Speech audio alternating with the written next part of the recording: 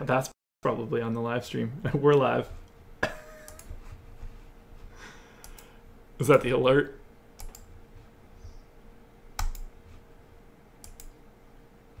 Okay, I've retweeted the link. It tweeted out to awesemo.com's Twitter. We are in business. And we are live on the YouTube stream, so I can pause that. Beto, first in the chat. What up, Beto? It's not just me today.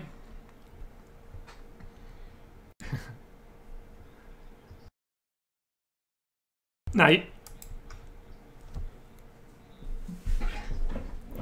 Beto's an OG, around from the first live stream, so.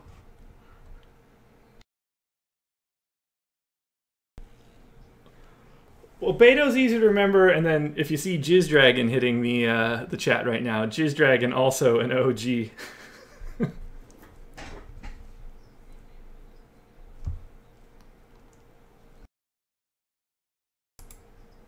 Yeah, like McLovin.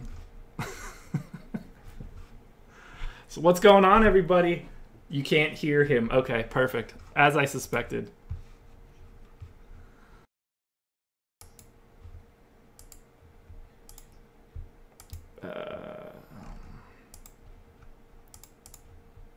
Apply. Okay. All right, guys. Let me know if you could hear Chris now. Hey guys, what's up? It's me, Chris Bags, with Josh Engelman. Test, test. Things that we should do off the air, probably. What's going on, everybody? Just let us know if you can hear him now. I think we should be good to go. Beto says we can hear, so we can hear. Beto. I like that you have guys doing work for you for free in the chat now, too. It's not just like a friend thing. Well, most of the time they're just letting me know that I accidentally put myself on mute for 5 minutes and didn't notice. That's the tough part of having a live stream, is you have to talk to people and maybe entertain them. We're going to find out, actually, if we have to do that or not today. Very true. All right, let's get everything up and running here. Guys, I've missed you guys. That was a real terrible way to say that sentence, but I have missed these live streams. I'm excited to get back into it. I'm excited to be a part of it. So, like, for some background, I've been following Josh for a while now. Just saw him through Reddit. I've been playing DFS, NBA in particular, a lot this year. So, like, I actually was a lot like one of you guys out in the chat. So, like, for some background, shit. And now my video's loading. Haha. I can hear that. In professional broadcasts, you get where we only do the best things here, like guys. Only the best. But yeah, like, that's what I wanted to do, actually, this whole time I've been watching your videos. I wanted to play the video of myself talking during your video. So, good job by me. But no, like, the hope is that I think Josh and I talked about this, and obviously it's a big goal for the guys at awesemo.com. We want to make this more of a hang. Josh has done a good job with that, and that's actually why I like Josh's live stream the most, more than a lot of the more professional ones. And no offense, Josh, obviously. I hear what you're saying. But I think that, you know, it's like just fun to hang out and bullshit and talk DFS. I don't know if we're allowed to curse with our corporate masters. They might browbeat us afterwards. I think we're good. But it's like, it's just nice to kind of hang out and have this hour time where, like, you guys are doing your lineups, Josh is doing his, I'll probably be doing some of mine, but we're all going to kind of work shit out as we figure out some lineups towards lock. And I think I just addressed the title of the show again and repeated it, but I think it's going to be fun. No, I'm pumped to not just, like, do this, because I've obviously loved doing it for, you know, the better part of 4 or 5 months, but I'm excited to have back and forth. I'm excited to not miss everything that goes by on the chat. So, like, people are going to be way happier to actually get something answered for once. And for those of you that are wondering, I'm updating my stuff right now, and I'll get it up on my on the website as soon as I can. The people demand Josh Engelman's rankings, and as I've learned just a few minutes ago, there are some people who are more adamant than others for Josh. Yeah, so that's very true. Fans care the most. Mostly cash or GPP. I'm predominantly GPP. All right, so what do we want to talk about here? Like, we've decided we want to be able to talk both MLB and NBA. I think we're going to have more of an MLB focus in general. But I guess, how do we want to start this off? Like, what are we thinking tonight for the slates, Josh? We talking baseball or basketball to start? Hey, what is the chat feeling? Like, actually, I think you guys happen to have like a feedback sounding board that's live right now. I see people asking about Jeremy Lamb, people asking about the Celtics. Jizz Dragon wants to know about fast foods, and as you said, he's a VIP, so if we just want to talk fast food, I'm fine with that. Big Chick-fil-A guy. I've never seen the appeal.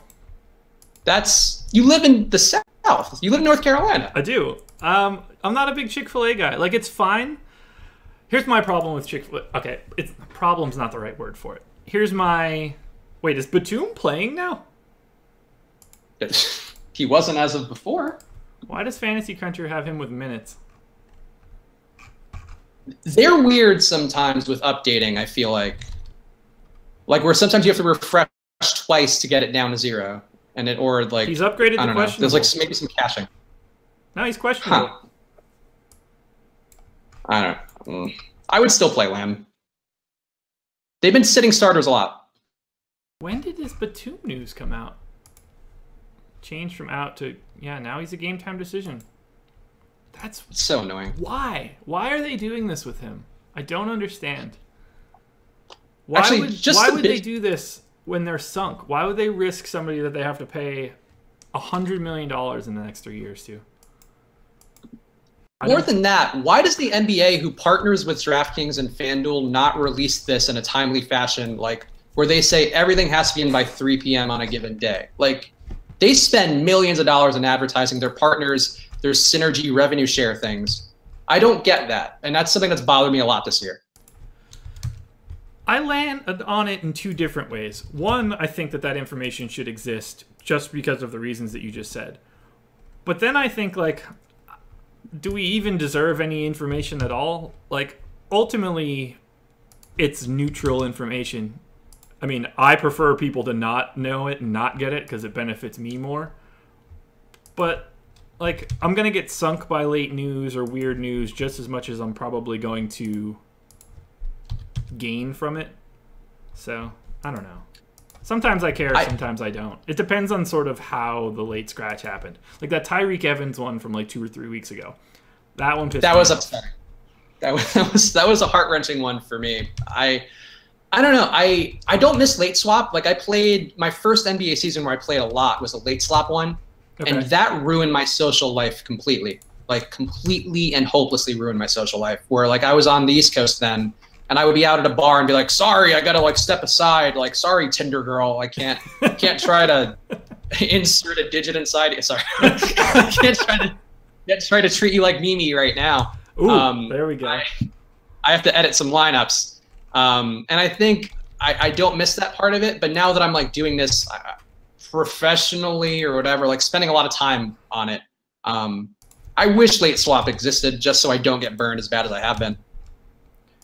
I basically never played it. Like, I just avoided it at all costs. I would just mostly play FanDuel because I didn't want to like, it was hard enough for me to want to spend as much time as I did on DFS, and then for me to tell the wife, like, oh, by the way, it's not just over at 7 o'clock. I need to pay attention constantly until 10 o'clock. Like, that could not be good for a marriage. No, like, I couldn't do it. So it was just always easier for me to play at FanDuel to start. And then, you know, ultimately it doesn't matter now. But I just always avoided it. Like, if I was going to get pinched by late news, then so be it. I'm going to benefit from it just as much. So some people are asking in the chat about the Celtics. So, I mean, Terry Rozier's out tonight. We got Larkin out. So that means, from what I saw in NBA Wowie, not a lot of good shit for anyone. Boy, I need to curse less, huh? It's funny. You don't realize until you're talking in a public venue how much you curse just to fill the air. I drop, like, the casual cursing pretty regularly just because. I don't think I've ever gotten to the digits in a Tinder girl line that you just dropped recently, so... Yeah, so Josh and I were talking before this. My background is I was at Barstool Sports. I was at a Guy website before that where Katie Nolan was our video girl. So I I have a lot of experience in sites with, let's say, risque humor, and it sometimes can be tough to tone it down for a more mainstream audience. That said, the Celtics, and not Tinder girls with digits and whatnot, I would say Al Horford's got to be the guy who gets some. Okay. Jaylen Brown's going to for sure get some extra run at ball handler.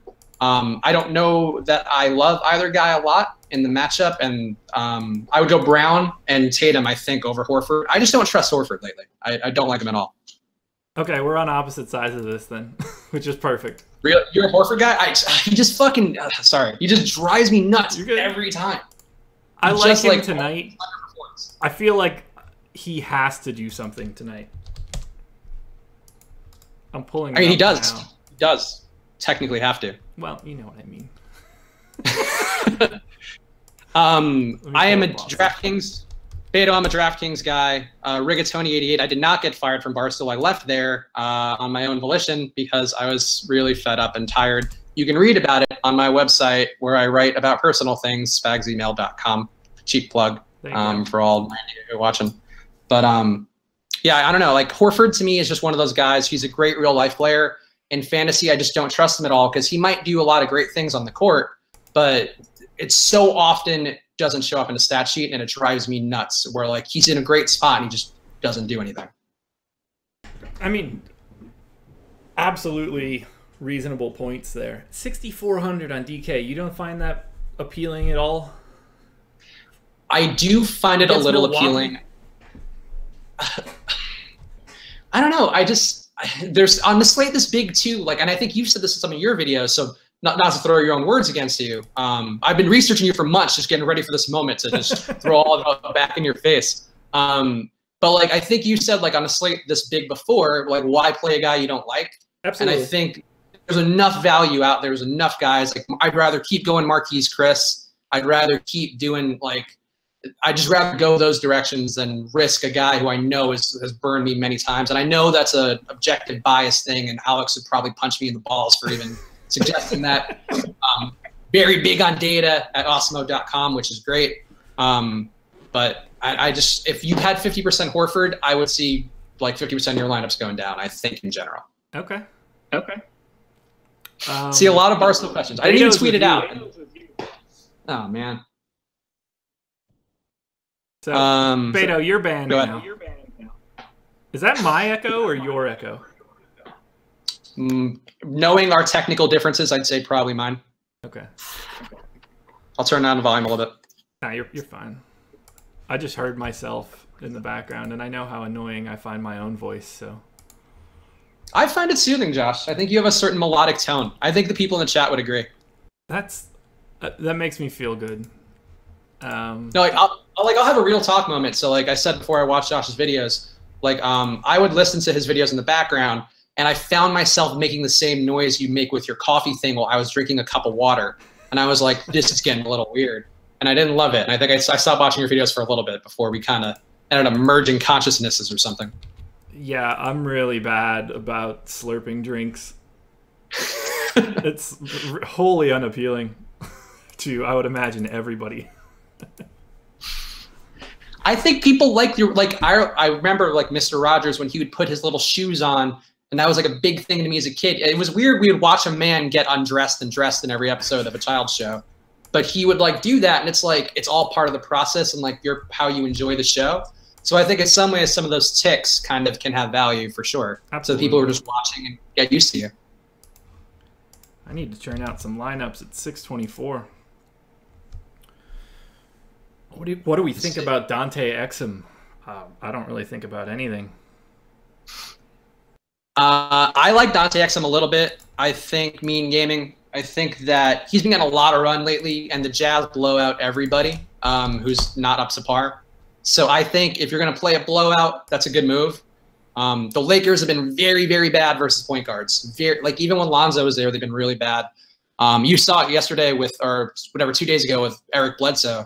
That guy went nuts, and Eric Bledsoe is not a player who goes nuts. No, he's not.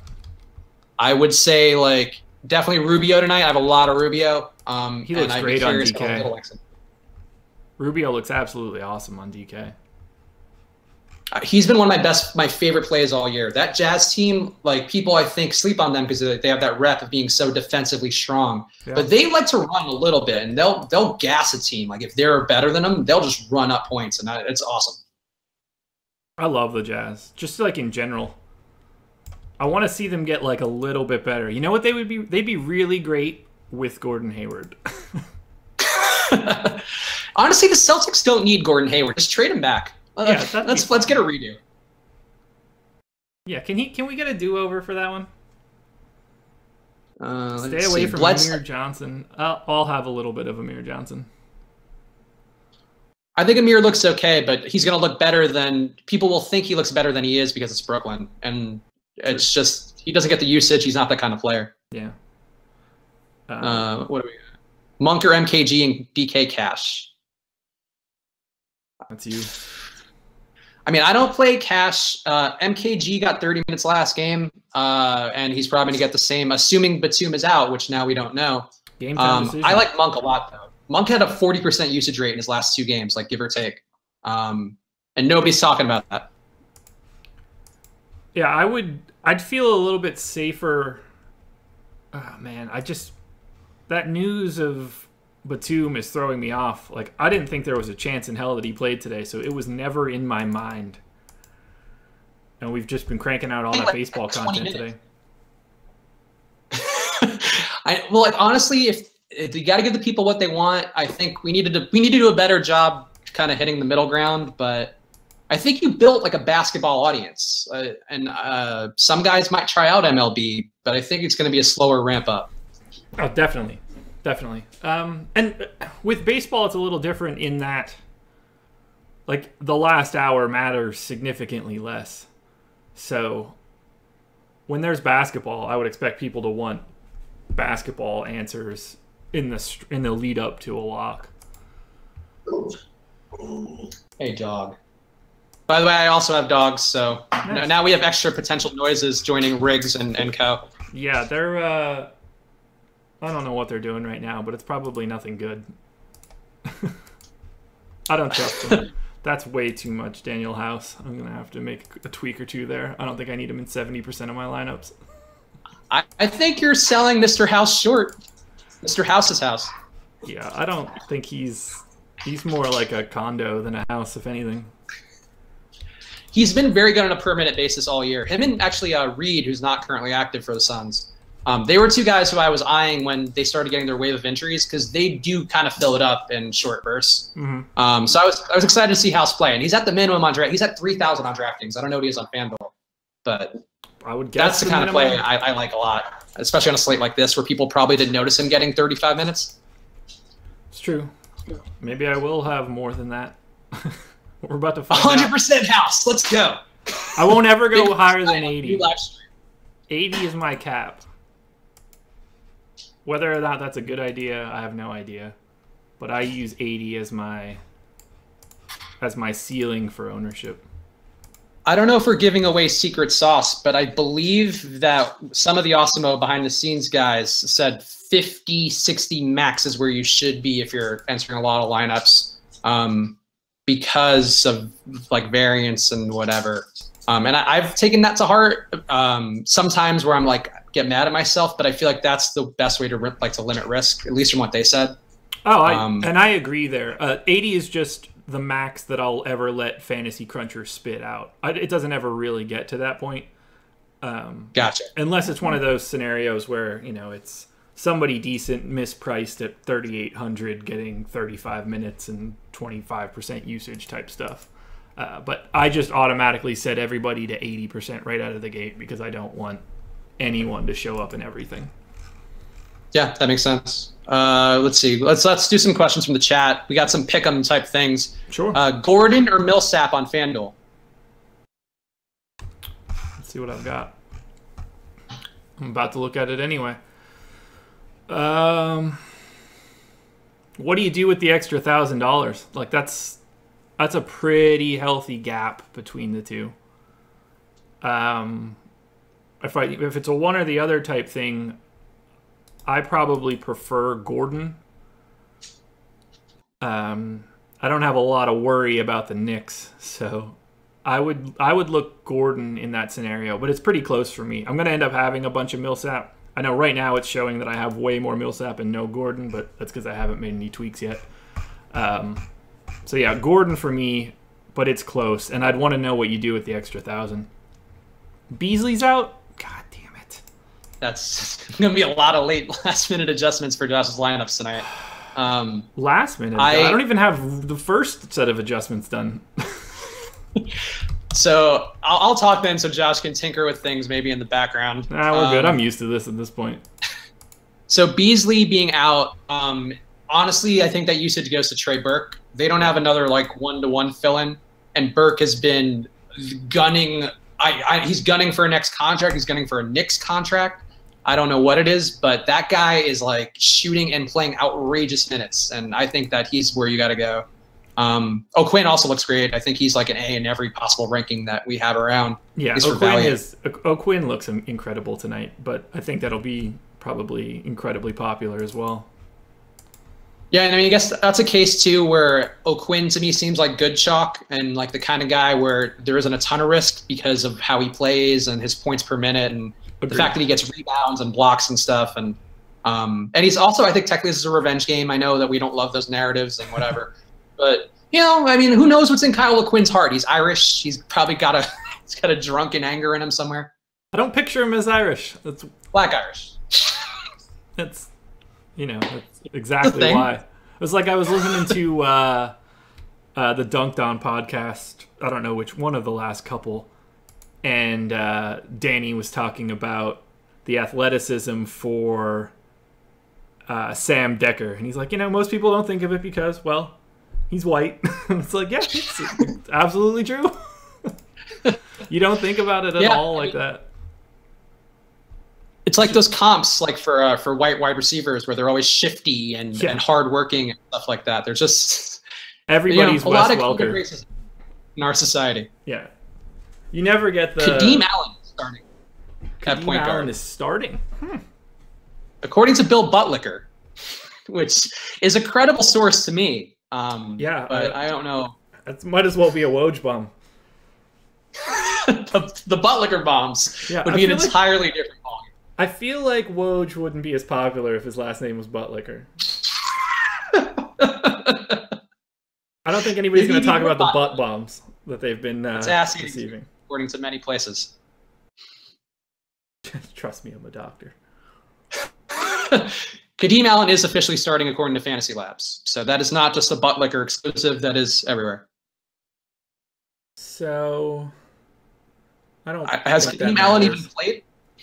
Has he seen the court? Yeah, I don't think that really matters. I'm like afraid to go over to NBA Wowie because it's going to ruin everything. Josh ruins everything. I'm sorry. Oh, yeah, you might drop off. That's fine. I mean, what are you looking for on Wowie? Instances with Kadeem Allen? You're going to get like 7 minutes of game time. 33 minutes. It's pretty close. At a 0.37 point per minute clip. So, not a great sample size. Great history of performing well. So, that seems like one of those things. Actually, this was a thing that Alex Osimo had said on one of his slam dunk columns. Like I think it was for Zubac a couple weeks ago. And for a guy like Kadeem Allen, if you want to play him, you got to play him in a very, very small amount because the volatility there is so massive. Yeah. But you can play him just like play a little bit because he can completely sink your lineup. Alex Caruso the other night was the same way. I got a little enthusiastic there, and that was stupid. Yeah, some of these guys, you see, like the curve of their performance doesn't follow the same normal curve as everybody else. Like they don't have that same sort of upside unless they just have a nuclear shooting night. But on average, you're not getting that same high end that you might from someone that normally plays. Like that's what I've sort of noticed. Yeah, there's this sort of sheepishness when you come off the bench and you're then thrust into the lineup. You don't want to step on the alpha dogs. There's a lot of like pecking order things in the NBA that I think, we don't think of on a pure data standpoint. But like just because he's on the court doesn't mean he's actually going to play. I think the Celtics in particular are a good example of that with how they go with Semi Ojale, like he started a couple games. Yeah. With Gershon Yabusel, like they do nothing. They're just kind of bodies there playing defense and not letting the defense on a string go to shit. There are so many games. I hate this size slate. That was brutal. I mean, honestly, it's 13 games is a lot, and it's like not even great games. Like even the Magic, I've enjoyed a lot, but their total's not that great, and I kind of feel like it's a little trappy. There's a lot of games like that, I feel like, too. Oh my god! Wow, Alex really likes Clay tonight, huh? Whenever he likes somebody a lot and I don't see it at all, I feel like a dumbass, and I'm just like, what is he seeing? And it's often usually right, and it's frustrating because there's a lot of data points that he has that we don't see, and a lot of historical data that he looks at and kind of merges into one primordial soup that churns out his picks. And I don't see it with Clay though. I would go Durant Agreed. Over Clay easily yeah. too. But yeah, I like anytime I see it here, and I have it set up to highlight all of his 4s and 3s, and then I add them together so I can just visually see that. And I'll see guys where I have 0% ownership, or like Clay in this case. Clay, I had 0 Clay, and he's got him as a 3/4, and it's like, well, I mean, somewhere I'm wrong. Yeah, it's tough. Like when you deal with, that's the thing with data, where we have these biases, and I especially, like with NBA, I have a ton of biases. MLB less so, because it's just I'm going off of what Osimo has told us or data points to look at. Absolutely. But I think with NBA, I watch so many games, and it's like, I see you slacking, man. I don't know you're getting to your points, but I see it, and sometimes you just can't trust that. Yeah, like it's just, for me, baseball has always been so numerical that like I don't really ever worry about it. But the NBA, like there's a lot more, I don't want to say manual like overrides, because I rely on my data way more than I would imagine most people do. But sometimes like things just don't look right, and that it looks wrong. And I don't think that that's like really that possible on MLB. So much information about everybody, and there's so many like widely available stats and projection systems out there that it's hard to really differentiate too much on a projection. Like ownership is everything to me in baseball.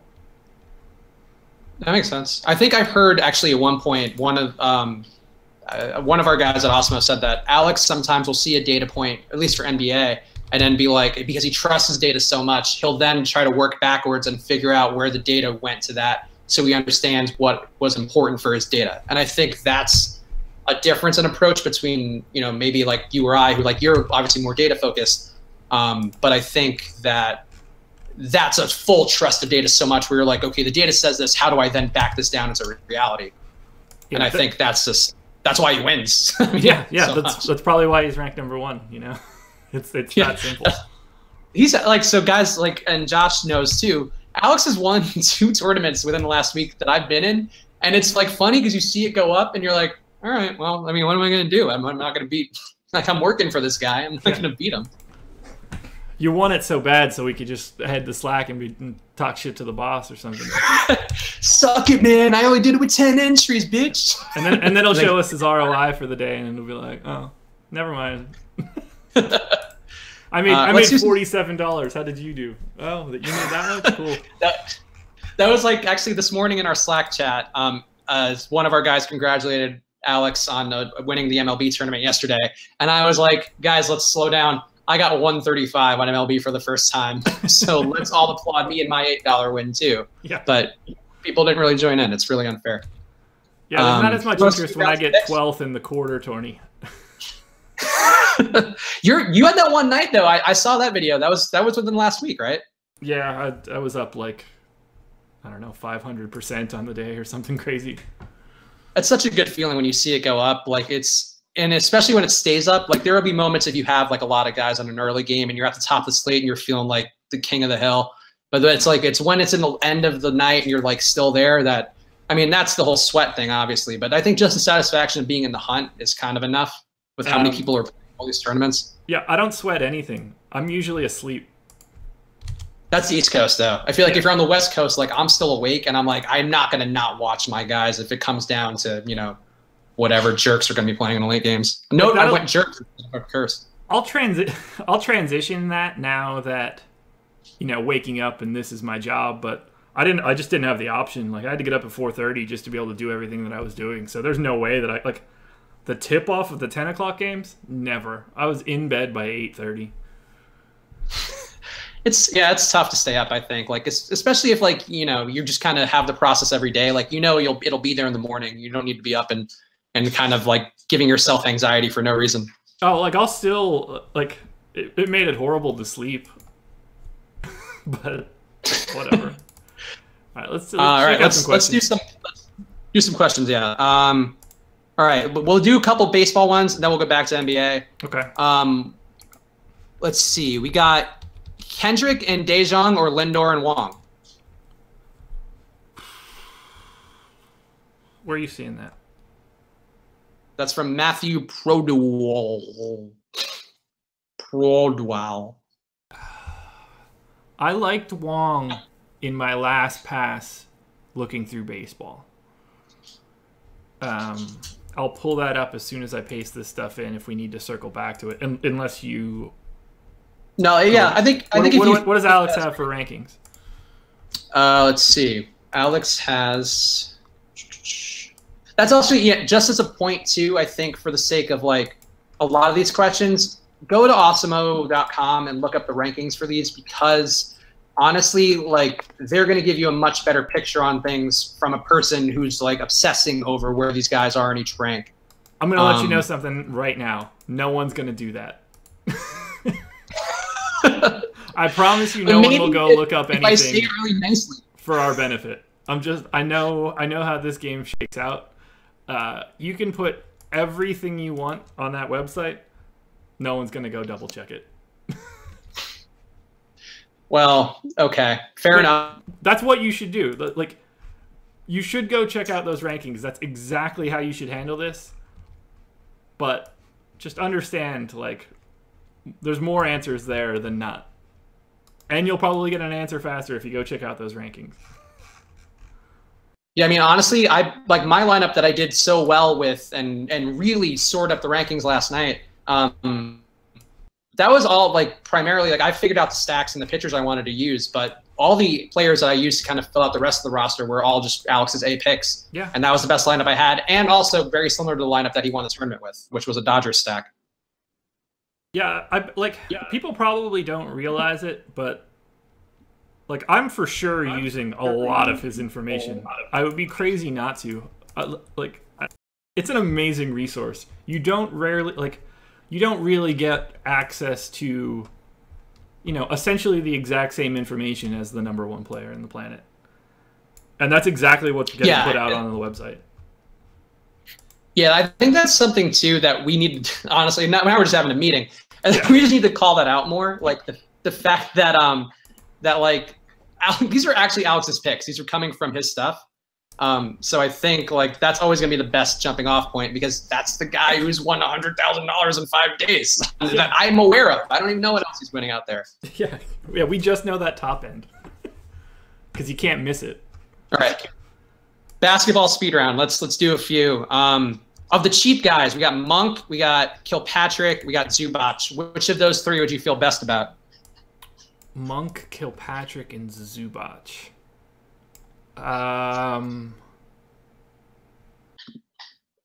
For me, Monk. Kilpatrick, though, I feel like you've liked Kilpatrick before, haven't you? Yeah. He's getting like 20 minutes a game. He's getting full fourth quarters because the Bulls are a disaster and they're tanking impossibly hard. I'm still thinking, like, okay, so if Batum is out, I prefer Monk. If Batum is in, I would prefer Kilpatrick. And I know that doesn't really get us anywhere right now because he's a game-time decision, but when I said Monk off the top of my head, I was still treating it like Batum was not playing. Yeah, no, that makes sense. Monk, though, has gotten a lot of usage with Batum playing, too. So I just want to point that out. He's, like, both the last 2 games, I think, were 35 and 41% usage offhand. Not looking that up. I'm just interested in the extra minutes that are out there. No Bacon, no Travion Graham. Like they just have to put bodies out there. And if Batum can't go, I mean, Monk has to play 30 almost by default. They're going to be undersized, but would you trust MKG in this spot, given the fact they have all those guys who are out? I mean, I don't ever really trust MKG. Yeah, I agree. Because he's not that kind of guy. Like 15% usage, he gets less than half of his fantasy production from points themselves. So, like, you're very dependent on higher variance stats.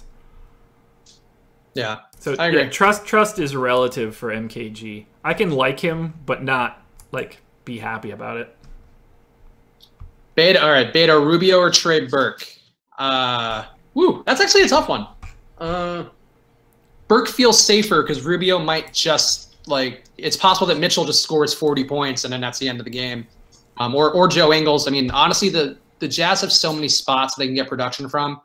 And also Ingles eats into Rubio's assists sometimes in a blowout, which I've noticed, and that's not something I have a ton of data to back up on. But as a big Rubio owner and a big Ingles guy, it just happens that they sort of don't go hand in hand as much as you might think. Yeah. Burke I like a lot though. Burke, especially as Bill Butlicker is really the guy whose name keeps popping out to me in the chat, and I don't want to single him out as being some sort of star. I know you have your stars in place. But, well, like, it's the names that get you. That's why Jizz Dragon has always been in my eye shot. Like, it's just, you can't help but notice it immediately. Would he be a dragon who shoots Jizz like a fire breath, or a dragon who subsists on Jizz to create the fire or ice if he's a Game of Thrones dragon? I don't know what you're talking about with Game of Thrones. I've never seen it.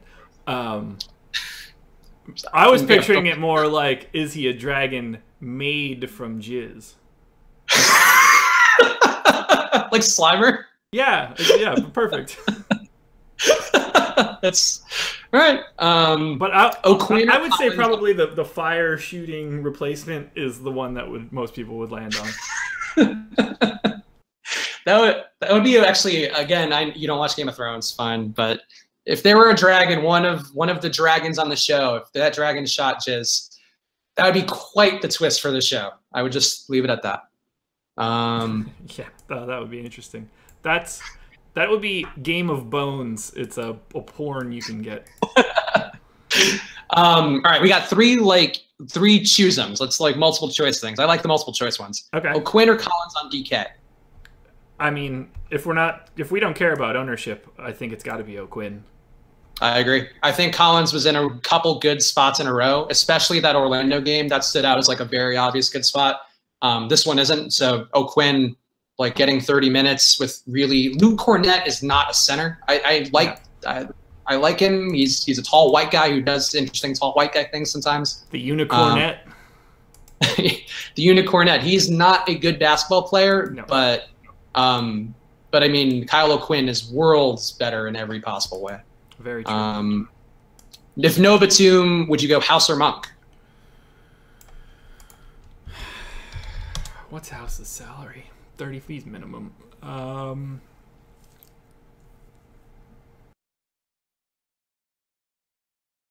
don't think the price difference gets you anything that good. I think I would probably go Monk. I agree. Because I think that Monk would get similar minutes then to what I have House projected for. Like, I've got Monk at 23, House at 28. I think Monk gets to 28 if Batum is out. And at that point, I'd bet on Monk's talent over House. Yeah, Monk's 28 minutes, especially if he gets anywhere near, a 38% usage over 28 minutes, he'd be putting up Trey Burke numbers. I mean, more, possibly. So I think that'd be something to consider. Who's the other dude? Hi, Isaiah McQueen. I'm Chris Spags. I'm also work with Awesemo.com. And Josh and I are now best friends who live stream together on a regular basis. Who's the other dude? The other dude is a guy that has 24,000 more Twitter followers than I do. You know, it's not all about Twitter followers. It's about engagement, Josh, and you have the engagement. That's true, I guess.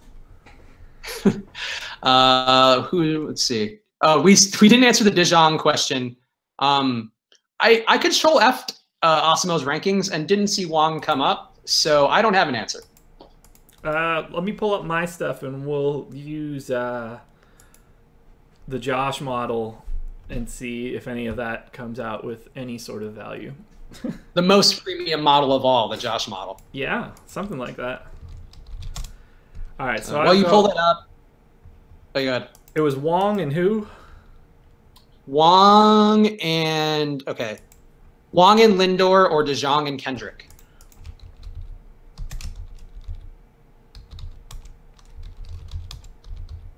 Oh, that's not at all how that should have been typed, but that's fine.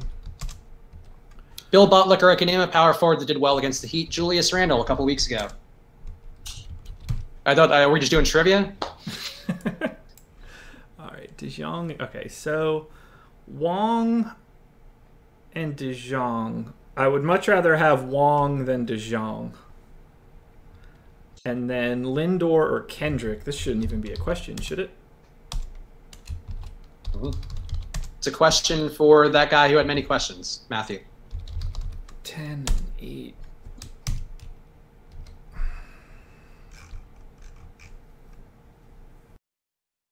I would rather have Wong and Lindor. All right, there you go, Matthew. And it's you got probably not close, but DKGPP, Joe Harris. These are the questions Josh loves. I know that from watching the stream enough. Joe Harris, Corey Brewer, or Danny Green? None. Like that's okay. So, perfect reason to talk about this. It's something that Alex talked about in his AMA. Those are three guys that you shouldn't like be looking to pick between. Like if those are the legitimate guys, run like 3 lineups with one of each. Or like play a lesser contest and more lineups. That's because if I'm at a point where I need to pick between those 3 guys, I'm just going to be unhappy with any decision I make. Yeah, I would agree with that. I think too, again, it's a very, very large slate. You can find a couple $100 somewhere or save a couple hundred and go with one of these very cheap guys that we've discussed. Like, you don't need to outthink the tournament that much, and that's an issue a lot of people have, where they think like, oh, I have to get a guy who's .001, and you don't need that. You need to have chalk at every position that goes off, and one guy who's at 5 to 20%. Yeah. That's it. That's all you need to win. Yeah, people don't realize how easy it is to make a unique lineup with guys that are popular. You don't need to differentiate in 9 separate slots.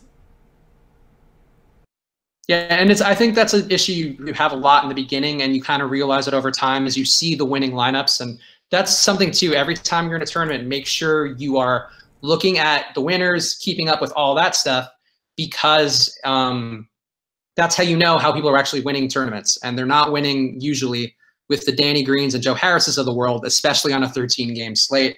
They're winning with, you know, having Kemba Walker in a tough matchup or whatever. Not that I'm saying play Kemba because he's been god-awful.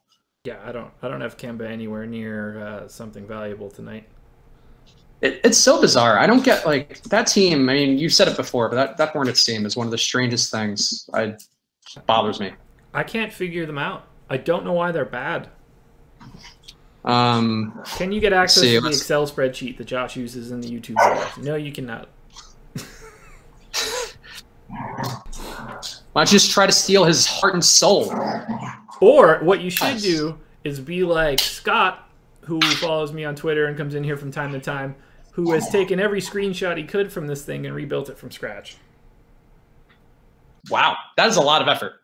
Yeah, he's recreated everything that I have here, down to the projections. Dogs, professional operation, please. Thank you. Horford or Millsap for cash. I mean, we're probably going to go in 2 different directions here because I would take Horford. I would go Millsap, though there is a big case. Well, I guess for cash, you might want to go Millsap anyway then. But there's a case we made to fade Millsap and Turney's. 2 big games in a row, price going up. You know, Indiana's played down pace in games they have to. I know they have one big game where they like ran with Denver full speed. I would be inclined to look away from Millsap on tonight, I think. Yeah. Horford's amazing. Carmelo. Where are we at here? Brandon T on FanDuel, Urson, or Carmelo? God, I hate Carmelo Anthony. I don't think Urson is as good as that Atlanta game was. I think that was all revenge.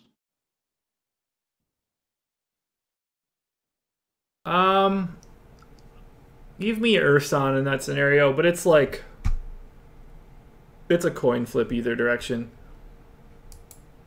I don't trust Melo. Urson has killed Brooklyn, Mike, but he doesn't get the looks right now. Like, actually, the guy who's benefited the most out of all these guys, besides Covington, benefited from Saric being out and Embiid being out, it's been Bellinelli. Bellinelli shot the ball a lot more. His usage rate, I think, is up to like 25% last game. Yeah. That guy, yeah, there you go, Beto. See, that's why Beto's one of your guys. I'm talking about Bellinelli, and it pops up in the chat as he's doing it. Lock time is in 4 minutes, by the way. I think I'm good as long as nothing ridiculous happens in the next couple seconds. Donovan Mitchell or Chris Middleton in a FanDuel GPP?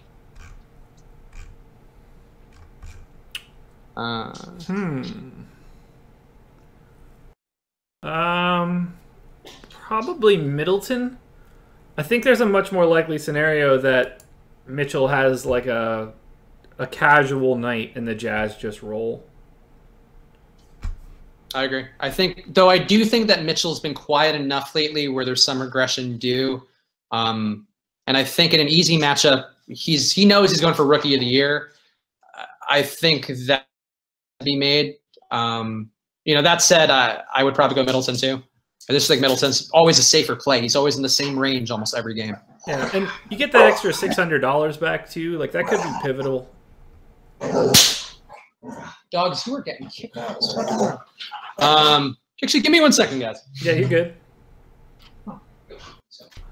Good. He's finally gone. We can talk about real stuff. Okay.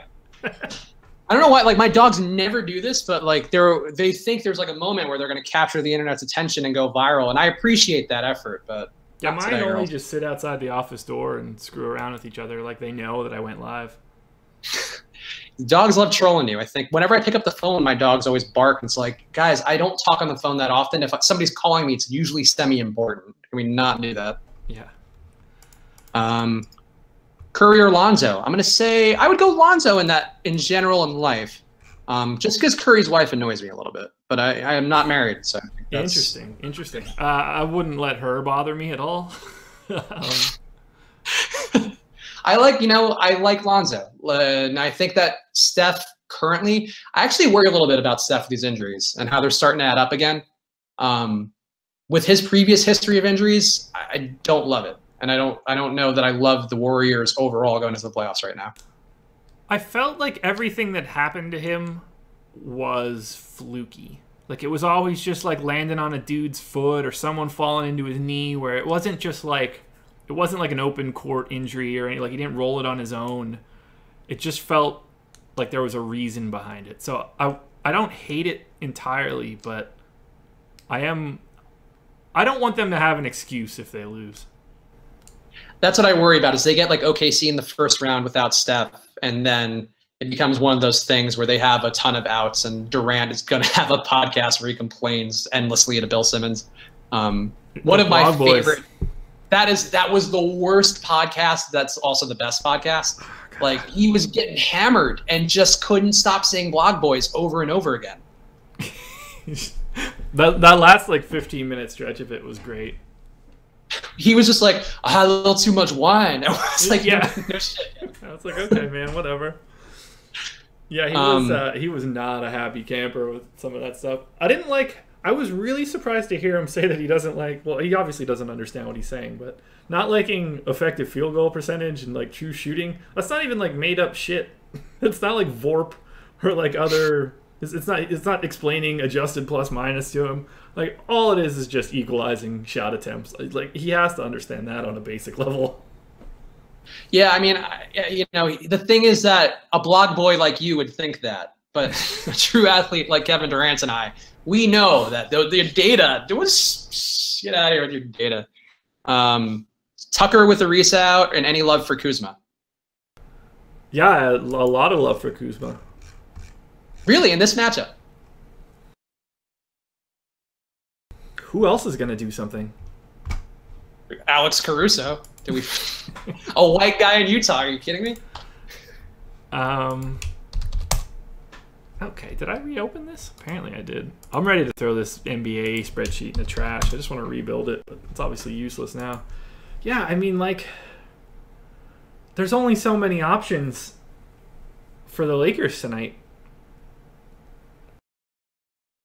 I agree. I don't know. 6,500. Okay, so you're looking at it from a DK lens. He's 6,500 on FanDuel. Oh, yeah, he's like almost $1,300 cheaper than he is on DraftKings. Okay, that's fair. Yeah, I can live with that. I don't love it though, but it's also he's going back to Utah, and that is something. I think it's his first time back in Utah since college. Lucky him. Yeah, I mean, I'm sure it's gorgeous. Yeah, I'm sure he did well at the Utah campus. Like, not everybody is Mormon and drinking chocolate milk or regular milk. Yeah, not everybody's getting kicked off the basketball team for having a girlfriend or whatever. Who was that? Brandon something or other. Oh, that wasn't Brandon Wright? No, that was some other Wright, I think. Whatever. He went to the Zags. Yeah, he's on the Zags, right? Yeah. Brandon Davies? No. That sounds like a person. I agree. That sounds like the name of a human being. Morals Club. Beto, the Braves. We were talking about Freddie Freeman actually before coming on this podcast or live stream where we talk no baseball. Yeah. I like Freddie Freeman. I don't know that I see it tonight, but he's like, I saw it last night, and that's tended to be how the season has gone for me thus far, as I'm a day off on everyone. So tonight you should be going with the Blue Jays and Freddie Freeman, if that is the case. So if we want to take a look at Josh's very beta level rankings for right now, and I take out pitching, Freddie Freeman grades out as the 4th highest projection for me on FanDuel, and the 4th highest projection for me on DK. So I'm inclined to like him. There you go. Wait, Damon Middleton, is that actually a question? It's obviously got to be Dame. That's a silly question, young T to boyhood reviews. Yeah, it's real tricky to get some of these questions where it's like a $2,500 gap between the two. Yeah, I like Dame in general, but I especially like him over a shooting guard who's not the main driver of his offense. Yeah, if Giannis were out, we could have a different conversation. I did see Ronaldo's goal today. It was disgusting. George Springer or Adam Eaton on FanDuel? All right, we got Springer here. Eaton appears to be less so right here. Gotta be Springer, right?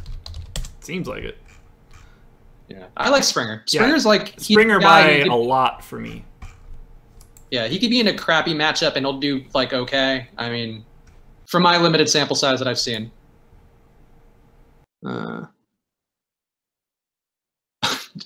Josh, you should read Young Young's chat. I don't want to read it out loud. I think that's your dude. It is. It is. I love you, Young Young. I hope it doesn't feel too much like Roto Grinders. Like, to be honest, and I don't know how honest it should be. Well, Josh and I are just two dudes who like hanging out occasionally, smoking some doobies. We can talk about that now. I don't have a day job that's gonna have a problem with it. Smoking doobies with my brothers. But I think that Roto Grinders guys and also the DraftKings like pre-lock live guys, like, you're not a studio show. You're just dudes talking about sports and trying to help guys who are gambling. Like, it doesn't need to be that deep. So yeah. I hope we don't do that. Yeah, I want this a place to be where everybody wants to come in and just like shoot the shit for an hour. We're going to get to some fantasy stuff. We're going to certainly get off track. But like, that's just, it's life. Like, we're going to have enough written content and rankings and everything out on the website that's doing the heavy lifting for us. There are bigger level questions that we can talk about, whether it's, trying to parse out who we should play because of ownership percentages, or even just like late news where we can talk about, like let's say that Batum got scratched with 5 minutes to go. Like that gives us the opportunity to give instant analysis on that. But there's only so much we can say. Like Alex's rankings are what they are for a reason. Most people should look at those and use them and take what I have to say with a little bit less weight than those rankings. Yeah, I mean, honestly, like I not that I ever thought like, oh, I'm as good as that guy, but like I think a part of me was like, I feel like I know stuff, and the reality is I do know stuff, but I don't know as much stuff as he does just by having all this stuff and all this data in front of his fingertips. And it's silly to think that we know more. But I think Josh and I both know a fair amount about basketball in particular, and I think we're both Josh is more in baseball than I am. We're both going to get there, but I think overall you're coming here to hang with us and to kind of do this. So we love it. I mean, this is what we're excited to do. I'm excited to be a part of Josh's thing, just to hone in on it and steal it completely. Hey, it's not just my thing anymore. It was. Now this is just the Awesemo.com thing. But I've never really enjoyed going to any live streams, and like I've never found it entertaining. I never thought that I was going to get information that like nobody else was getting. We're obviously not giving out like the choice nugs of information. We're all operating on the exact same data. Everything that we're talking about is going to be posted on Awesemo.com at some point in time, whether it's the hitters, the pitchers, all of the rankings, slam dunks, whatever it is. Like everything that we're talking about is out there. I might disagree with one or two of the things that are coming up, and I'm going to offer my opinion, but ultimately I'm just tossing ideas out there. I'm showing you guys, and you guys have seen it for however many months now. I'm showing you guys everything that I do. There's no like trickery on my end. You guys watch me crunch my lineups. You watch me copy and paste them into a template file. You watch me upload them. Like it's all there for everybody. Everybody can backtest anything that I'm doing. And I don't think you get that sort of like free form stuff. I don't have anything to hide. It's like if I get to the point where I'm moving Alex's level of money on a given night, maybe I might have to go under the cloak a bit. But I'm not driving then that sort of stuff. Just talking about weed. Yeah. All right. So I mean, we're past your usual time. Baseball's locking right now as we speak. Do we want to do like one? I feel like we need to have like a thing to cap off the show. So like we want to do like one last run of questions, like any sort of general thing, speed round. Yeah, sure. See if the chat has anything.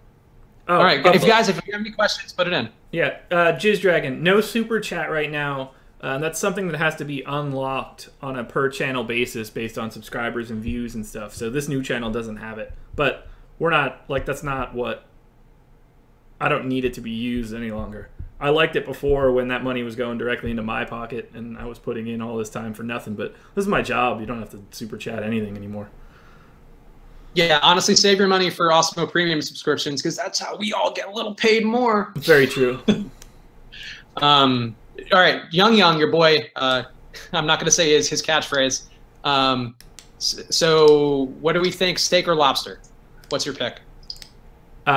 Steak if I'm cooking, lobster if I'm getting it out. I would go steak with both, but I would never try to make a lobster. I don't trust myself with that process. I feel like it would end up pinching my nose and I'd run around like a sitcom character. So I would not trust that at all. Steak though, man, like a good home steak is good, but that outside steak where they just saute it in butter and then dip it in butter again, that's tough to beat. I cook all my steaks sous vide. I'm handling all of that process. Yeah, I've never had a better steak than something I've cooked for myself. And how do we feel about a third of the price? How do we feel about ownerships after a lock? I'll pull up the DraftKings Big Jam right now and tell you how I feel. I'll grab FanDuel and take a look at some stuff. Let's see. I like Marco Bellinelli at 7%. I'm a little worried about Covington at 26%, just because it's a great spot for him, but we all know what Covington does. Amir Johnson at 25. That's going to drive down the slate, I think, a little bit. I always look for that now, like things that are going to make the slate score come down because it makes it feel more winnable. Yeah. Let's see. You got any? You Let's see. Covington is 34%. I have him in 9%. So you went light on Cov. Why'd you go so light? That's just how it got spit out. Yeah, I boosted him too. I have way more like Rudy Gay and apparently an uncomfortable amount of Joe Harris that I didn't notice. Good for that's what you get. That's fine. That question. I told y'all it was Joe Harris. What? Cauley Stein over Gasol with Aldridge in the lineup. I don't like Gasol at all lately. You can't trust his usage and how Pop is rolling him out.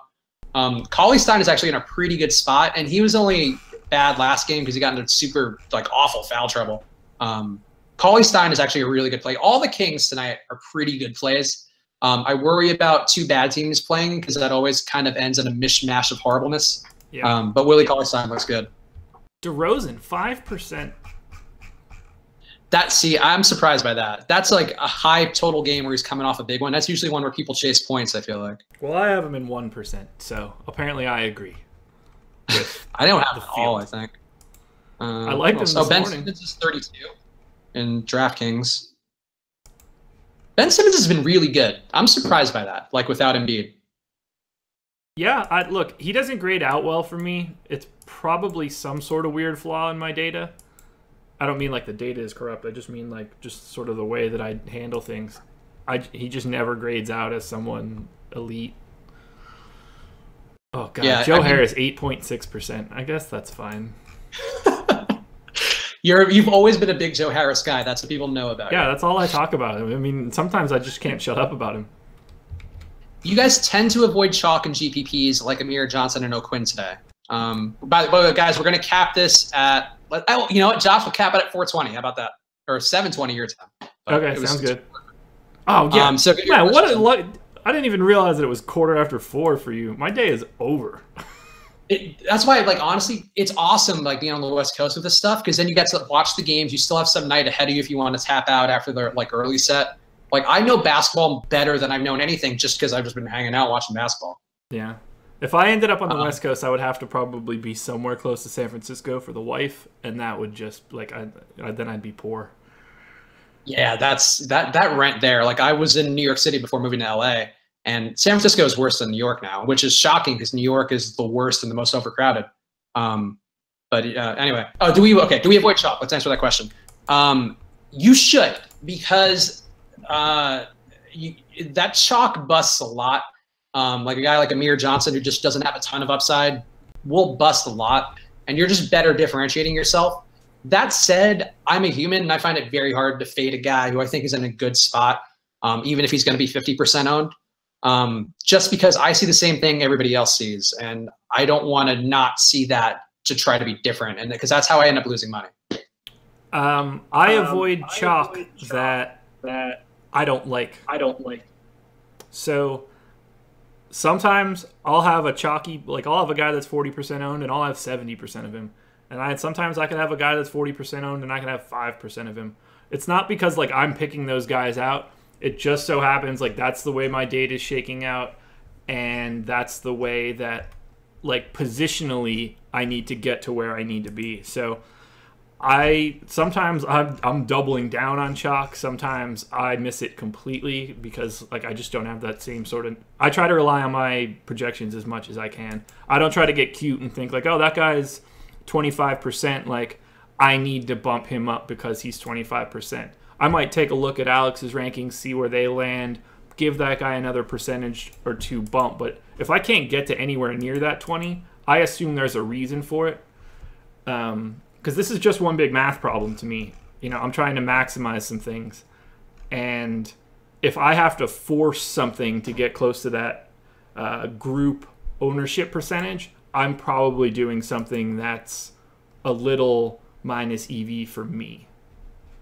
Yeah, that makes sense. I think overall, it shouldn't be, you're saying, it shouldn't be a one or the other. It's just all situational, and it's all sort of based upon the other things available. I mean, I think in particular, you've been really good about pointing to pricing, and that's something that Alex is also very big on, because that's what kind of differentiates lineups and what tells you where to go is just focusing on pricing and how guys fit and how the pieces work together.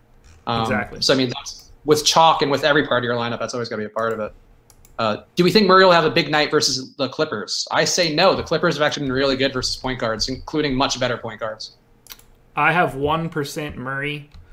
He's probably not going to be owned anywhere close to, like, I mean, I would expect what, 5? I think Alex has him at 3%. So I don't see much coming out of Murray. Oh, we got a girl, or at least a fake girl. Rudy Gobert or CJ McCollum in a pick'em.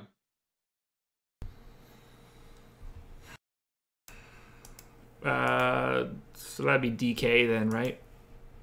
I guess. I guess it doesn't really matter all that much. Gobert or McCollum? I mean, Gobert, I guess. Yeah. Yeah, I think McCollum's a little safer. Like there was some data I didn't love versus the Lakers, like centers versus the Lakers today. I don't know, like stylistically, it doesn't seem like it's a great match for some of the bigger kind of laboring centers like Gobert is. But I would. I've got Gobert 5.5 points higher than I've got McCollum on DK, and only $500 more expensive. So I would have to go Gobert there. All right, there you go. There you go, Lizzie carrying. And I have 1% CJ in tournaments, and I have 13% Gobert. So that jives with my ownership. All right, guys. Last call for questions. Get them in now. Anything else good? Batum starting? Fucking Jesus. Unbelievable. Well, I mean, I guess that probably won't matter for me. I think I have some Lamb. I don't actually remember. I did my lineup so fast because we were doing this. I know that feeling. We'll find out. I have no Lamb, no Batum, and 1% Monk. So I'll take it. It's funny to watch like the beginning of the game through this spectrum of these guys being like, "Oh, Joe Val's crushing" and all this stuff, because like it's all the stuff that I know you knew was an option, but it's like I just didn't even like Valanciunas. I can't play him. He plays 20 minutes a game sometimes. It's upsetting. He's the worst. He's the crown prince of guys that have 18 fantasy points in the first 6 minutes, and you're like, obviously I should have taken him. Cavs are terrible against big men. But then, he's 6,800 on FanDuel, and it's like, well, fucking, he can put up 15. It's upsetting. It's those guys who are just like so high variance, not because they're bad, but because they just don't get the run, or they just don't match up well sometimes inexplicably. And it's always my least favorite part of this, because like basketball is the one sport where it's not like football where everything can change so suddenly because like a line's blocking better or whatever. It sucks when a guy just completely tanks like that and he's not dependent on others. Yeah, like Valanciunas had a game like that a couple weeks ago where he had like 10 and 10 in the first 5 minutes of the game. Like everything was just a bucket or him grabbing the board and starting in transition. And it was just insane. And I was like, oh, cool, I have 2 out of my 150 lineups with Valanciunas. And then for some reason they just go with like Hurdle for no reason, and it's like, okay, what? It just doesn't make sense. Like Valanciunas looks like young Shaq sometimes, and they just don't care. They just have to stick with their rotations, and it's annoying. Dude, every one of these lineups that I click on is just Joe Harris and nobody else. Joe Harris and Amir Johnson. Joe Harris gets the biggest winnings. I have a ton of Joe Harris and I have a ton of Amir Johnson. This makes it all worthwhile after watching your videos and then being a part of the first one with you, and you have those guys as two of your linchpins. I mean, I'm fine with it. I wish I would have paid a little bit more attention. I didn't. It's a life lesson. Amir should be able to get to. I don't want to say it out loud because then I'm going to jinx myself, but like, I can't see him totally cratering. You should just naturally fall into some rebounds and stuff. Like that. I don't expect the Brooklyn Philly game to be this lights out shooting spree. Oh, we got a review for our live stream, Josh. Great job on the live stream. Very entertaining. So. Oh, that's good. That's good. That's better than what Jake got this morning. You know what? I thought Jake did a great job. I think we're all kind of figuring out how to make this work, but Josh is still the centerpiece of it all. He's like Jake you're the triangle to the table, yeah. Whereas I don't bring that normally. So I figured people were going to be like, whoa, dude, that guy's way smarter than you. I felt so wildly unprepared. I'm so used to just making shit up as I go along, like not really worrying about a structure. And he had everything. He was dialed in. Yeah, Jake is like very smart, and he's like a very professional guy who's going to be like a really good broadcaster, I think, and like one of those guys who just knows everything at some point. Yeah. But you're getting in early now where you could like browbeat him and ruin it. Oh, there we go. I love it. Shots fired from Beto. You know, Beto, I thought we were getting along well, but the thing is that Beto's in Europe, so it just doesn't convert, I guess. It's fine. Derek, why am I so high on Bogdan instead of Buddy Hield? Price difference.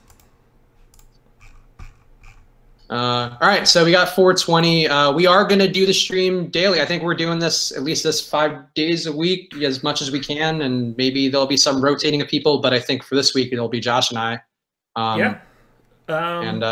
We will definitely be doing it the next 2 days. We would have done it last night had it not been for my dental escapades.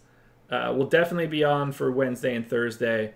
I would imagine we'll be on for Friday. I've got people coming into town on Friday. Not sure what time they're going to get here because they're driving in, but I'll probably be able to do Friday. Yeah, so keep an eye out for Josh's Twitter, and we'll update you guys. And but odds are we're at least going we're definitely going the next 2 days, maybe Friday. We'll see how it goes. Yeah, it's going to be pretty regular, that's for sure. And right, Josh, they might pop up during the day as well. If baseball is a particularly large day slate compared to night, we might have some day live streams. That would probably be me and Jake if I had to guess, considering it'll be like 9 o'clock in the morning or whatever for you. I appreciate that. I will be very asleep or barely awake. All right, Josh, do the sign off. This is your thing. Yeah, I don't normally have anything good. It's usually just me telling everybody that I'm going to go let my dogs out, eat dinner with the wife, but I'm only going to do the first half of that because the wife is in New York City. Oh. So, for awesemo.com, I am Josh Engelman. And I'm Chris Spags. Yeah, I'm pointing to the screen where I don't even see him, but just know that I'm pointing to where he is on the screen for everybody else. He is Chris Spags. Hope you guys like this. Get used to it because it's not going anywhere. Best of luck tonight. Bye, guys. Bye, guys.